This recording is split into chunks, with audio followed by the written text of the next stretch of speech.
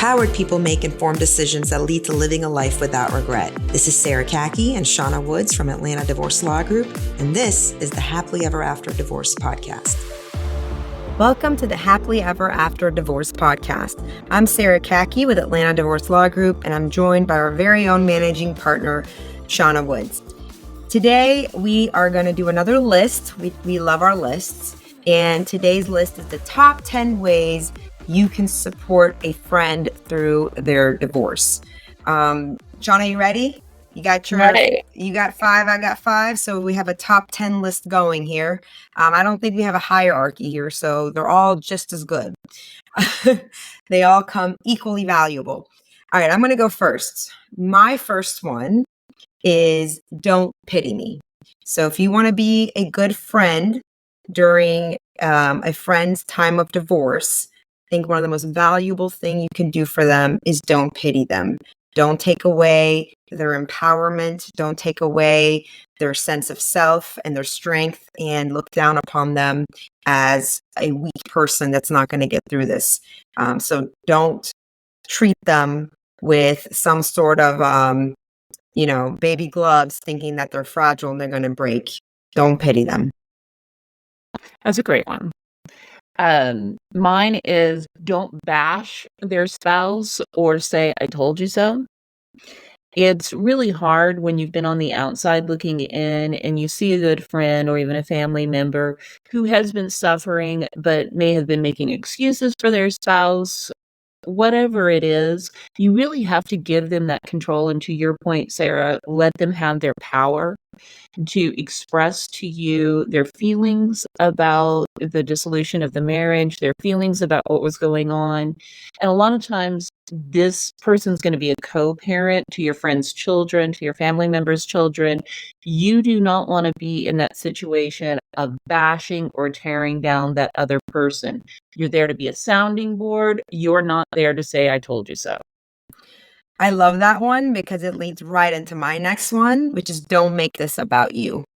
And when you're in that place of I told you so, you want to make it about you being right, that you had all the answers. So that's one version of don't make this about you. The other way that I think we can sometimes not be a good supportive friend is when we take our friend's story and we want to compare it into our story or everything they tell you. You want to talk about how, yeah, and you felt this during something or something else, and you're trying to almost one up their pain with your own stories of pain. And so this isn't about you. And you have to let your friend own the process of grieving their marriage, being angry about their marriage, and then deciding how they want to move on past their marriage and their vision for their future. And again, to Shawna's point, you're a sounding board. This isn't about you, and you are here to create space for your friend, not take up space. I love that. And it does lead into the next one of mine, which is don't compare their situation to others, whether that's your situation or your uncle's brother's cousin down the street who went through a divorce too. Divorces are so fact specific. And guess what? Your friend may not be telling you everything. And that's not because they're not a good friend or you're not there for them. Sometimes they just don't want to share some things that are super personal or what's going on with their case or what's going on with their kids. They're keeping it to themselves. What they don't need to hear is, well, why didn't you do X like my aunt did? Or why didn't your lawyer do Y like my brother's cousin's lawyer did? Let them have their own situation. It doesn't involve you all the time. Okay, so my next one is don't give your friend more than you can authentically offer. And I've quoted my friend Davina in this show quite a few times just because I think she's so fabulous with boundary setting. But this is a very important boundary setting you need to do for yourself so that you can continue to be a friend. Because if you let your friend's divorce make you feel needed in ways that you authentically cannot offer, you cannot authentically give, or you find yourself you are abandoning your own priorities, or you're losing yourself in the fact that you're so emotionally involved in providing what your friend is asking for and needing without any of your own healthy boundaries, it could hurt the friendship long term because you'll only sustain that for so long. And at some point, the inauthenticity of what you're giving, because it's beyond what you want to give, it's beyond what you have in your heart to give, will repel you from your friend. And then you'll see that your friend's divorce actually becomes a divider between you and your friend, and you isolate them and you step away from them. So it's actually to your friend's favor, for you, in order to be a good friend, is to give them as much as you can authentically give. And it's past that point, don't do it, because the friendship will suffer from that in long term, and your friend needs you to continue to be their friend. I absolutely agree, and that comes into conjunction with my next one as well, is to don't not judge, right? Right. Your friend may be opening up about really painful things, and you may have a feeling about what they're telling you or have a feeling what their spouse has done. You're there to support your friend and to validate their feelings. You are not there to pass judgment on somebody else and how their marriage interacted, how their spouse interacted. You're there as their support system. So remember, your role in this situation is not to pass judgment, but to simply hear, support, and say, I hear you, I see you. I love that. Again, going back to create space, don't take up space. All right. My next one is remind your friend of who they are. Remind them of their goals. Remind them of their priorities. It's very common that people lose their sense of identity throughout that process, and they lose their sense of confidence and their security in themselves.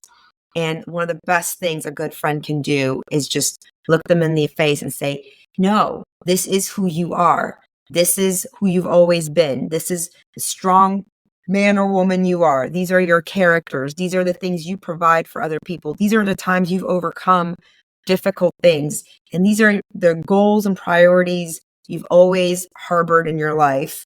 And I think that when we're in such a sensitive place, when our instincts are all that's running, we're in a place of fear, having a friend to remind us of our own self-awareness, of our own priorities in life can be such a huge gift. So remind me of who I am during that process. All right, you're up. I'm up. Um, don't constantly remind your friend about the divorce, especially about their ex.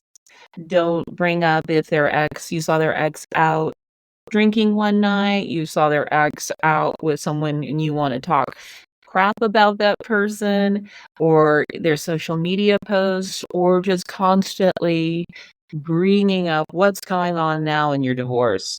They'll let you Gaslighting and know. drama. Yeah, just living the drama. Go watch some shows if you need to live some drama. Be their steady rock for your friend. Allow them to take the lead, right? Tell you when they want to talk about it. Let them be free not to talk about it.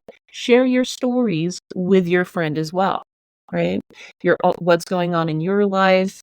Take your friend, to something that has nothing to do with a divorce, a comedy show, because enjoyment of life is so important through this process.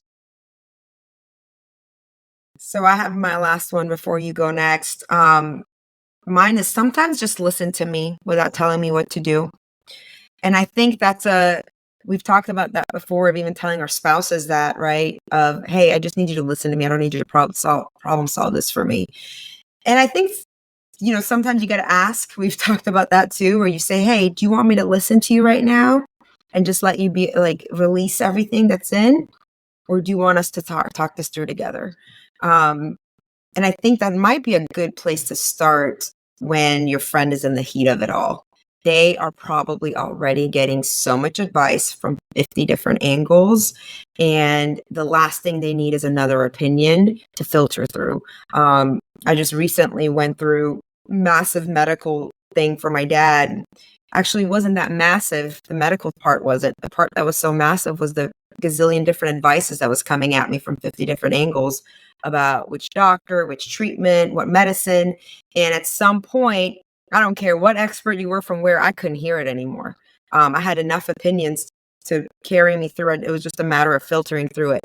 So there was moments I just needed a friend to just let me be a soundboard, and I didn't need anybody to give me any more advice on how to help my dad. I think the same thing applies here.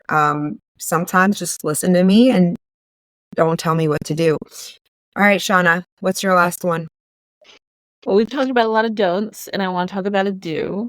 And it Yes. is do something encouraging and uniquely special to them, right? Whether I've got a friend who gardens. If she was going through a divorce, I would probably take her to a garden or go out and garden with her. Something that is a nice small gesture to let your friend know normalcy exists in this life and you're going to get back to it.